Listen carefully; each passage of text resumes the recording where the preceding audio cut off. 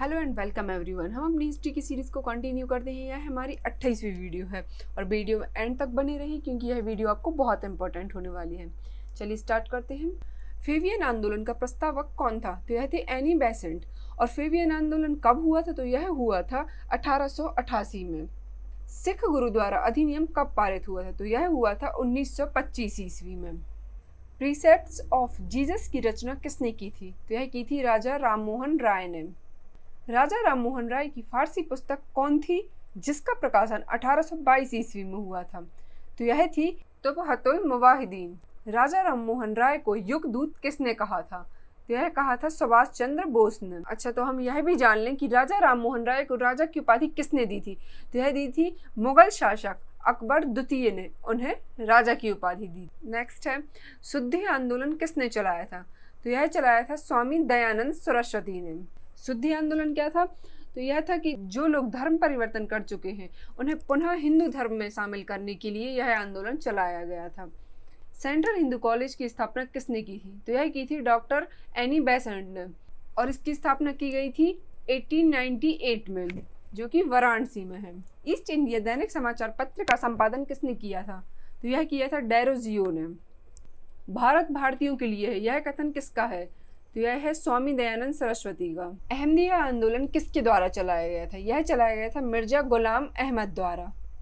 कृष्ण राय द्वारा लिखित आमुक्तमाल्यद किस भाषा का ग्रंथ है? तो यह है तेलुगु भाषा का।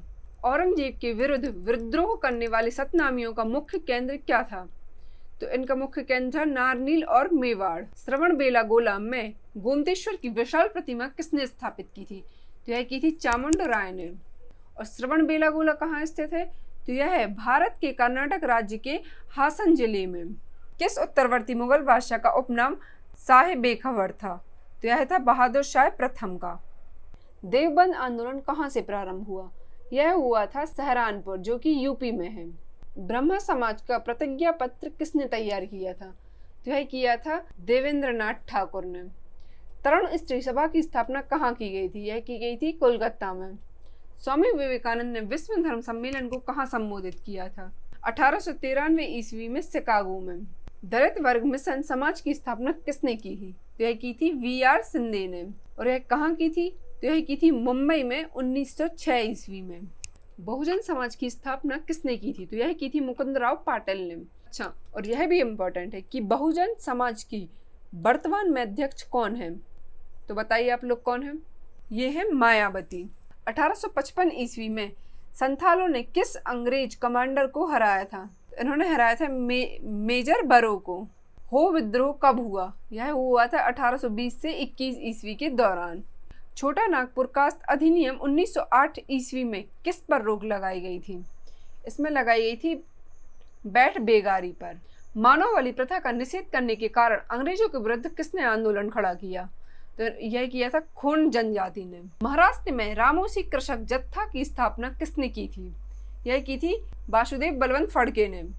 उलगुलान महाविद्रोह किससे जुड़ा था? यह जुड़ा था बिरसा मुंडा से। गुलामगिरी के लेखक कौन थे? तो यह थे ज्योतिबा फुले। किस विदेशी लेखक ने विजयनगर साम्राज्य के बारे में विस्तार से वर्णन छोड़ा है? तो यह है फर्नाओ नूनेज ने। एहोल अभिलेख की रचना किसने की थी? तो यह की थी कवि रवि कीर्ति ने। किस मुगल सेनापति के साथ शिवाजी ने पुरंदर की संधि पर हस्ताक्षर किए थे? तो वह थे जय सिंह। और पुरंदर की संधि हुई थी 11 जून 1665 में हुई थी। चोलों ने किसके शासन को समाप्त करके अपने साम्राज्य की स्थापना की थी? तो इन्होंने कांची के पल्लव शासन को समाप्त करके अपने शासन की स्थापना की थी। भ्रांति विलास पुस्तक किसने लिखी थी? तो यह लिखी थी ईश्वर चंद्र विद्यासागर ने। भारत के किस वायसराय के समय में Indian penal code IPC, civil procedure code तथा क्रिमिनल प्रोसीजर कोड सीआरपीसी पारित किए गए थे? तो यह किए गए थे लॉर्ड कैनिंग के समय में।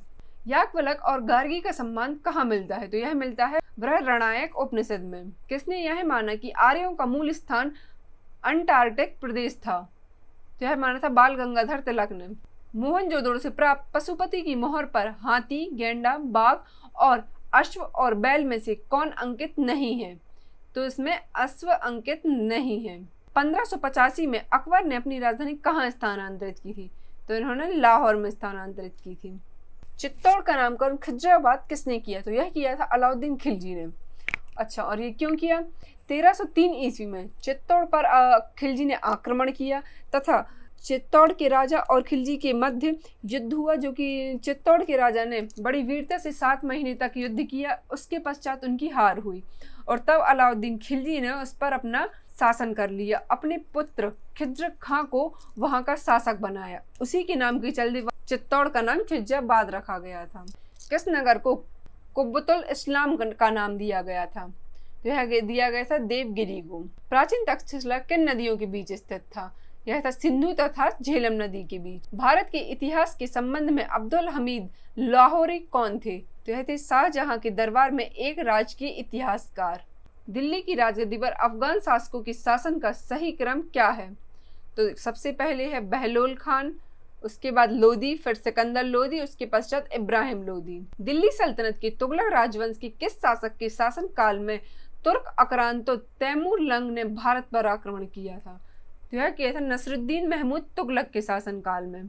कर्नाटक युद्ध किन के बीच हुआ था? तो यह हुआ था अंग्रेजों एवं फ्रांसीसियों के बीच और यह युद्ध हुआ था 1746 ईस्वी में। शिक्षा पर 1854 का चार्ल्स वुड डिस्पैच भारतीय शिक्षा का मैग्ना कार्टा कहा जाता है। इस वक्त भारत का गवर्नर जनरल कौन था? तो उस समय भारत के गवर्नर थे अर्ल ऑफ डलहौजी। तत्व राजनी सभा, तत्व बोधनी सभा व तत्व बोधनी पत्रिका किससे संबंधित है? तो यह है देवेंद्रनाथ टैगोर से। देव समाज की स्थापना किसने की थी? यह की थी शिव नारायण अग्निहोत्री ने और इसकी स्थापना 1857 में लाहौर में हुई थी। राधा स्वामी सत्संग के संस्थापक कौन थे? तो यह थे शिवदयाल शाह। शाहजहां के समय हुए उत्तराधिकारी की लड़ाई में धर्मंत का युद्ध एक निर्णायक युद्ध माना जाता है।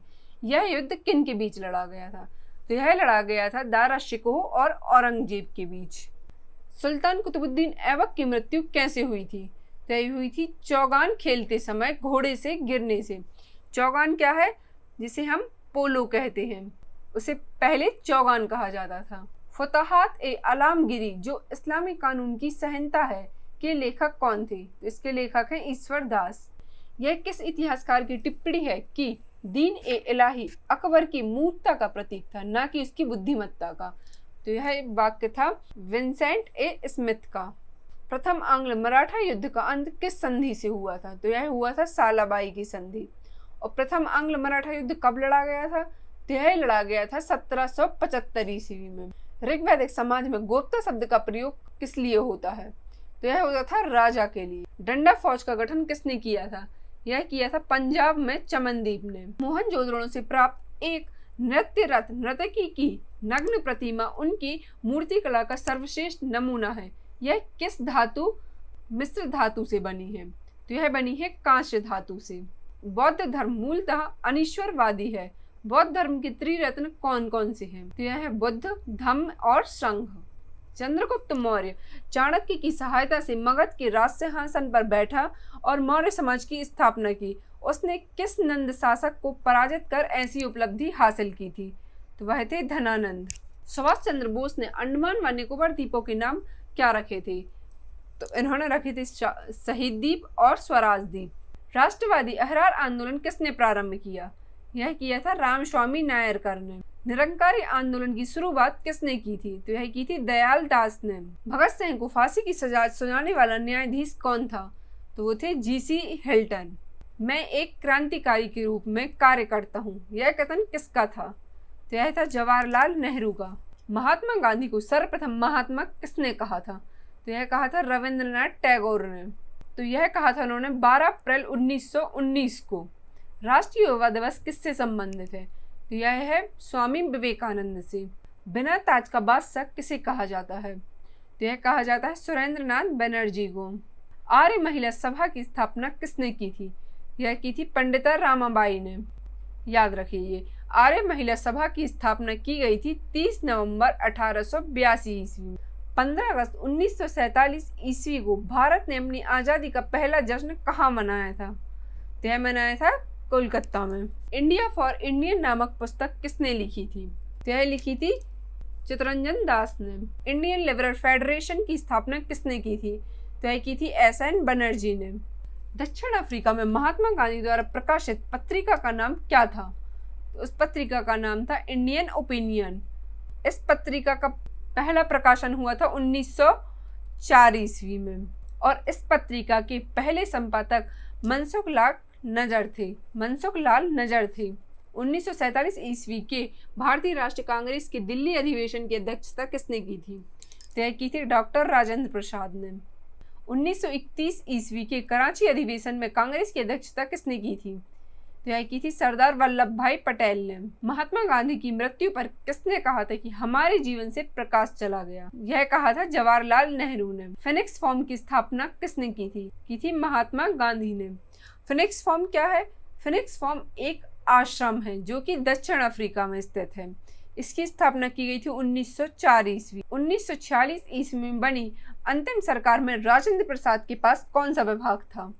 तो इनके पास था खाद्य एवं कृषि विभाग। मुगल सेना और नादिर शाह के बीच फरवरी 1739 ईस्वी में युद्ध कहाँ हुआ था? तो यह हुआ था करनाल में।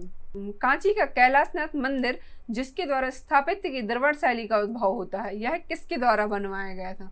तो यह बनवाया गया था पल्लव राजा राज सिंह द्वारा प्रारंभ किया गया इसका व उनके पुत्र महेंद्र द्वारा इसका पूर्ण किया गया।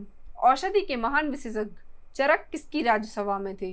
तो यह थे कनिष्क की राज्यसभा में। अल-बर्नी द्वारा लिखित भारत का वृत्तांत है, तो यह है किताब उल हिंद, जिसमें उन्होंने भारत की धर्म, त्योहार और विभिन्न संस्कृतियों का वर्णन किया है। इसी तरह की और वीडियो के लिए चैनल को सब्सक्राइब तथा वीडियो को लाइक करना ना भूलें। Thank you.